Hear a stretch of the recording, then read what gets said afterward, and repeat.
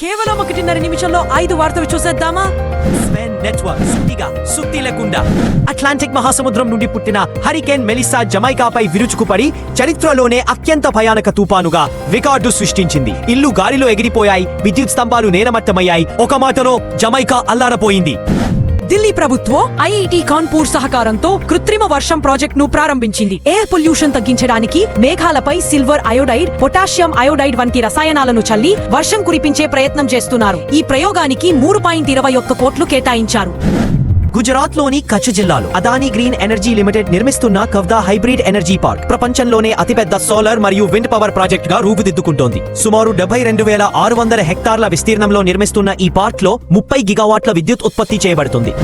రాజస్థాన్ లో జరిగిన cattle fair లో 15 కోట్ల విలువైన మార్వాడి జాతికి చెందిన నల్ల గుర్రం షాబాజ్ ప్రధాన ఆకర్షణగా నిలిచింది. చండీగఢ్ కు చెందిన యజమాని గ్యారీగిల్ షాబాజ్ అరుదైన జాతికి చెందిన 2.5 సంవత్సరాల వయస్సు గల గుర్రమని అనేక షోల్లో విజేతగా నిలిచిందని చెప్పారు. తమిళనాడులోని కరూర్లో జరిగిన తొక్కిసలాట ఘటనలో బాధితురాలు సంఘవి తలపతి విజయ్ అందించిన 20 లక్షల నష్టపరిహారాన్ని తిరస్కరించి తిరిగి పంపించారు. సంఘవి మాట్లాడుతూనే, మాకు డబ్బు ముఖ్యం కాదు, విజయ్ గారు నేరుగా వచ్చి పరామర్శిస్తానని చెప్పారు, కానీ ఆయన రాలేదని ఆవేదన వ్యక్తం చేశారు.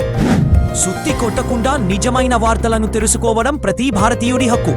సూటిగా చెప్తే మా స్వెన్ నెట్వర్క్ వార్తలు మీకు నచ్చినట్టు అయితే ఈ వీడియోను లైక్ చేయండి.